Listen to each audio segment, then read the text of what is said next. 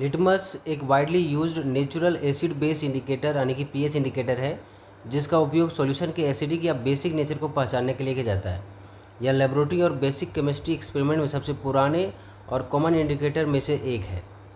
Litmus कोई single compound नहीं है, बल्कि यह लीचेन, विशेष रूप से रोसेला स्पीसीज से प्राप्त होने वाला एक डाई मिक्सचर है, जो 10 से 15 तरह के अलग अलग डाइज का मिक्सचर है, जिसमें कई वीक एसिड क्रोमोफोरिक कंपाउंड्स भी मौजूद होते हैं। अगर हम इसके कलर बिहेवियर को देखें तो लिटमस एसिडिक मीडियम में रेड, न्यूट्रल मीडियम में पर्पल और बेसिक मीडियम में ब्लू कलर दिखाता है।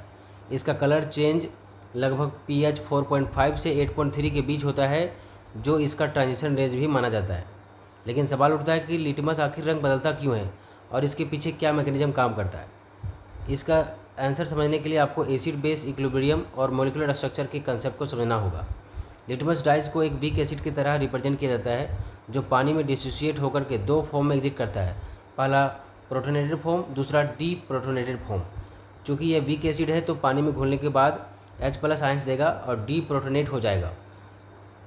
यहाँ जो प्रोटोनेटेड फॉर्म है वो रेड कलर देगा, जबकि जो डी प्रोटोनेटेड फॉर्म है वो ब्लू कलर को देता है। यानी लिटमस के दो अलग अलग फॉर्म्स हैं और दोनों का कलर अलग अलग होता है। जब सॉल्यूशन एसिडिक होगा तो उसमें H+ आयंस की कंसंट्रेशन ज़्यादा होगी, तब इक्विलिब्रियम लेफ्ट साइड की तरफ शिफ्ट होगा।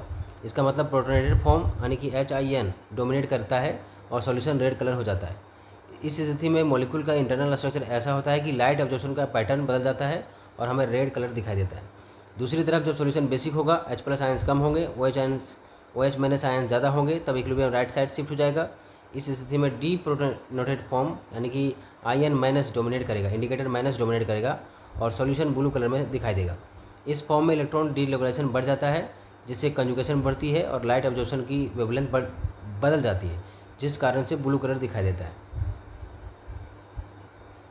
जब सॉल्यूशन न्यूट्रल होता है तब दोनों ही फॉर्म्स यानी कि प्रोटोनेटेड और डी प्रोटोनेटेड फॉर्म लगभग बराबर मात्रा में मौजूद रहते हैं।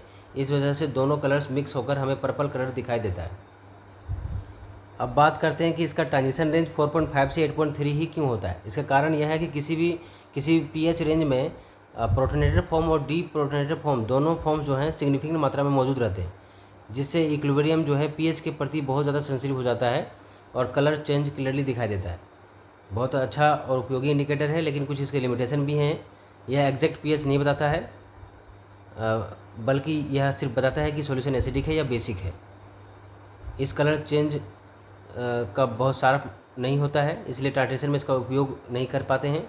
इसके अलावा यह एक नेचुरल डाई मिक्सचर है, इसलिए इसकी